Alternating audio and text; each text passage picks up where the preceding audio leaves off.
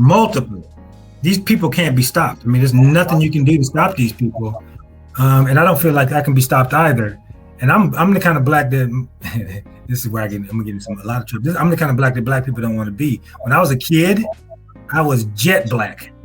I was outside all the time. I was super dark skinned, and that's a whole nother topic you don't want to get into, colorism. Prejudice racism has come to me on multiple levels.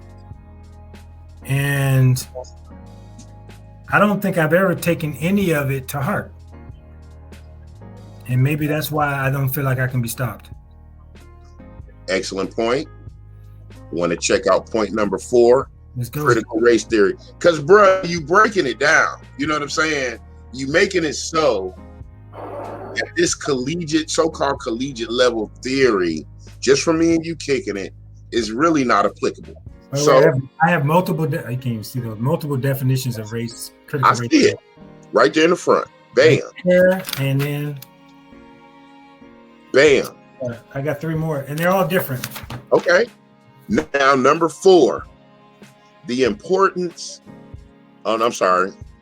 Number 3. We're on point number 3. Commitment to social justice. Let me get the screen back up here. You got to get right. You still with me, Brother Steve? Let you reconnect real quick. Yes, sir. I'm in. There you go. All right. Commitment to social justice. C.R.T.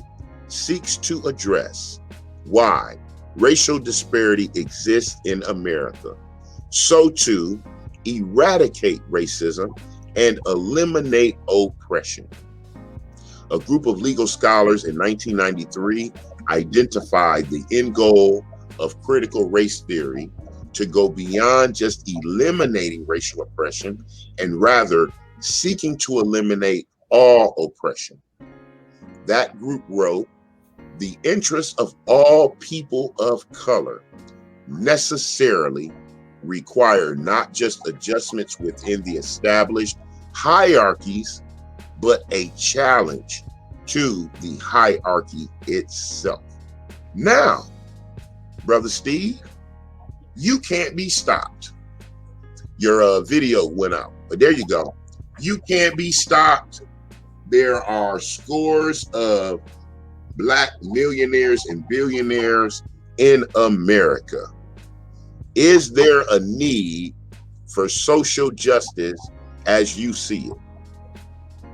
From the system of oppression as outlined under the theory. I don't know if I agree with the system of oppression.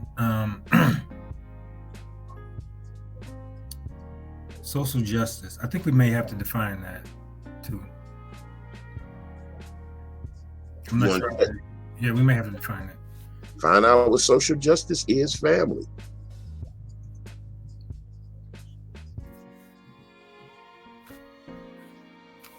Now, could you imagine if you remember when we were in high school and we wanted to do those book reports and things like that? Yeah. Man, it would have been wonderful if we had computers.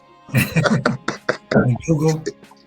I got laughed. Remember the computer lab? I almost got laughed out of the computer lab for using Google. Social justice. Okay. Let's see. We got the Wikipedia. I guess it's not a definition under, a dictionary. People, they diss Wikipedia, so I'm gonna go with it's a noun. Justice in terms of the distribution of wealth, opportunities, and privileges within a society. So, justice, which is what justice is blind. Blindness means an event, a position, an opportunity is there. All who step up to the plate are welcome to test or compete for this opportunity. There should be no barriers to all that want to participate. There should be no privilege, There should be no respecter of persons under the biblical application. A strict, straight, blind meritocracy where the best performer wins. Is that right? I think that's a decent perspective on it. Yeah. Is that the reality of our society we are operating in now? Probably. You say yet? Probably? Yeah. Probably leaning hard to yes, or probably in the middle. Or, I don't have all the data that says everything is commensurate, but I don't think there's anybody. I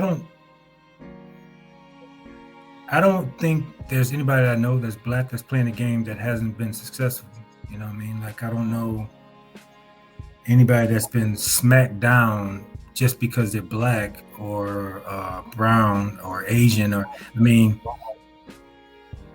there are many big Asians, let's say Indian, and let's say you can make them dark as you want, and a lot of them are become very, very successful. They don't seem to care about the navigation through the gauntlet that gets them there. They care about the hard work that gets them there, and they accomplish. Nigerians, as a group by themselves, seem to be doing better than everybody in the United States. I would say, what would it take to demonstrate that statement? If that statement is not true, what would it take to demonstrate that? And I think those two things would be a couple of variables that would, in the equation of demonstrating that that's not true. I just, for me, my purview is always wide. I think is very broad, and I try to broaden it more by being proven wrong about what our limitations are. So I don't think, like I said, I don't think I can be stopped. So I don't care what people's perspective of me is. Not idle question. Is there a need to you for social justice? I think there is. Well, let's agree on it. Let's agree on a definition of social justice first. So, what is your perspective on it? We'll go with perspective. I'll lend this to the history of our bondage here in the country. I don't like to say slaves, because actually those people were prisoners of war. So we'll call them captives of war, right? I think that institution in the time frame, wherever you like to start, pre-1619, 1619, 1776, whatever the capacity. I think that being cut off globally, spiritually, in the capacity where we were in that bondage and we lost our identities, our heritage, our tongues, whatever we did before we boarded those ships wherever they were. And even the copper colored people in the Americas that were here, okay? So I'll include them all as a family because of the the devastation that occurred. The Africans bought, and the experience the natives had, with you can call them colonists, invaders, explorers, etc. So that capacity actually, when the society was formalized, I feel offered the opportunity of increase to build, to grow within these new sectors of society without that direct competition. So those structurers of this society weren't competing against outside agencies, other ethnic groups. They were formulating a society. They had a workforce that would implement this society, and it grew to the tune where the institution of bondage was no longer needed, and those people were in a social position to where they wouldn't threaten or be able to compete. That being said, when we were born as, what do you call it, Black United Stations here in Michigan, and our background and how we grew up and when we met in college, if we ponder how we grew up and the opportunities and the material things we were witness to as we began to understand, I do believe our people had a major disparity imposed upon them. So as to say, if the Fraser seed line was never encumbered by bondage or social structures of segregation or exclusion, how much further in terms of what could have been built in your family line, let's say 50, 75 to 100 years, if your family had that same spirit of not being stopped as you exhibit today? If we were immigrants instead of war captives, you know what I mean? And I'm not comparing us to Nigerians or, you know, any other party that came to the country post institutionalized slavery. I'm talking about that. Hence we are the BUS, my man. Hence we are the BUS. So the social justice, and I think what the C.R.T. tries to, you know, put a finger on that fist, is to correct those disparities where when you say you want to see data where we can see the economic disparities between the various ethnic households, the educational disparities, the disparities in the criminal justice system. And I really don't like using criminal justice, but those are measurable tangibles we can see. The material disparities, the home ownership disparities, the fact that you could have your home appraised by the very same company and your neighbor who is non-BUS could use the same company, and you both would not have the same appraised value of your homes sitting next to each other. And the only thing that you could attribute it to is you were the owner.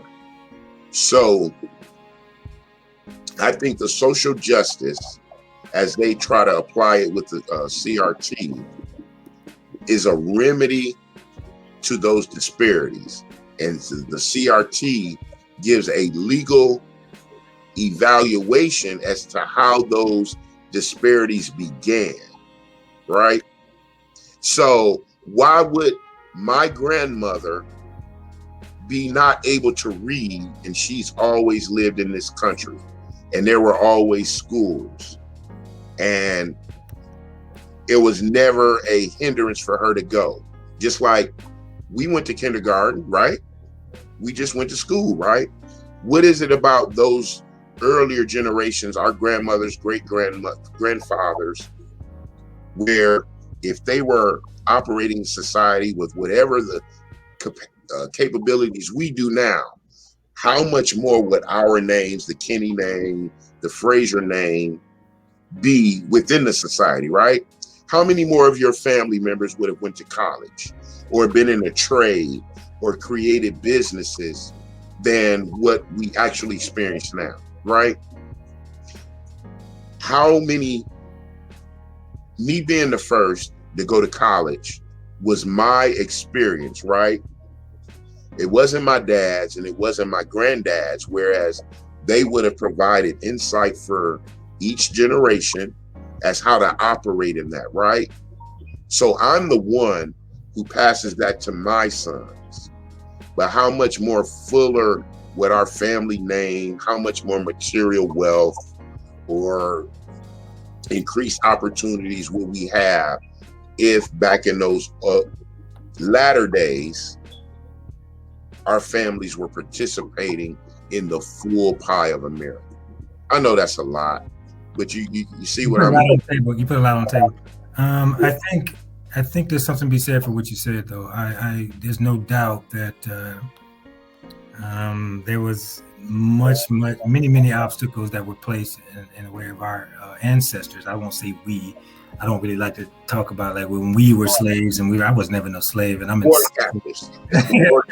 Well, I wasn't no captive either. Right. We are probably with what they would have wished we would have become for the most part. I don't know what would become this. So objectively speaking, I have no idea. I mean, maybe there are many other factors that are there that became obstacles for us to become. When I come down here and I'm in the South, I'll tell you in the last 5-6 years, I was shocked at how many Black people I met they have hundreds of acres of land, and I'm just going, damn, I didn't know that. Like for us in the Midwest, we are blue collar workers. We came up to work our ancestors came up to work. Our recent ancestors came up to work in the plants and stuff. These people have acres. Everybody I talk to here that's Black, my grandfather owns 104 acres. You go in the hills and you're scared to death, but it's all Black and natives. Wait a minute, say that again. I said, you go in the hills here, West Virginia. Mm-hmm. I'm in Virginia. Okay. West Virginia. I'm in way northern Virginia. You go into West Virginia, you drive through the country. Same thing in South Carolina. I was in Aiken, South Carolina. And you go down, you hunker down, you go like, I don't know where. And then who's walking on the side of the road? Who pulls up next to you in small town USA? It's Black folks, natives. And you're going, what the hell? Like, it's not what it. I think our perspective on the United States is also limited. Coming from the Midwest. I literally had, when I was in South Carolina, and I appreciate it, I didn't get mad about it. I had a Black woman and a white woman stand next to each other. And they told me, it ain't us that's racist. It's y'all. Y'all believe the narrative that you speak. We all grew up together. We have no problem with each other. It is you who believes this thing that you believe. And I was like, I don't, okay. I ain't say, there's no argument to be had, really.